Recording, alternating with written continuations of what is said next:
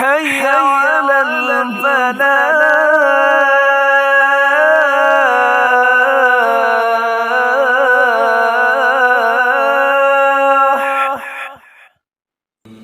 آج ہم اس ویڈیو میں یزید بن ولید کے بارے میں معلومات حاصل کریں گے۔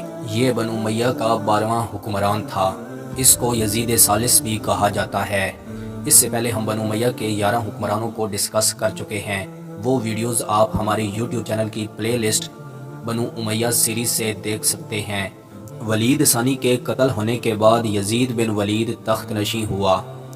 126 ہجری میں تخت نشین ہوا۔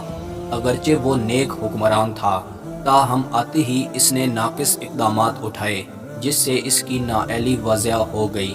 701 عیسوی میں اس کی پیدائش شام میں ہوئی اور 744 عیسوی میں اس کی وفات ہوئی۔ یہ ولید بن عبد الملک کا بیٹا تھا۔ اگر اس کا شجرہ نسب دیکھیں، یزید بن ولید بن عبد الملک بن مروان بن حکم بن الاس بن امیہ بن عبد الشمس بن عبد مناف۔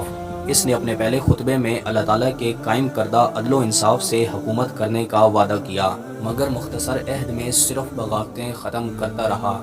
اس کے دور میں حمص اور فلسطین میں بغاوتیں ہوئیں اور انہی بغاوتوں کی وجہ سے یہ قتل ہو گیا۔ میں امید کرتا ہوں کہ آپ کو یہ ویڈیو پسند آئی ہوگی۔ مزید ایسی ویڈیو دیکھنے کے لیے ہمارے یوٹیوب چینل کا وزٹ کریں، دوستوں کے ساتھ شیئر کریں، کومنٹس میں اپنی رائے کا اظہار ضرور دیں۔ ملتے ہیں انشاءاللہ اگلی ویڈیو میں۔ اللہ حافظ۔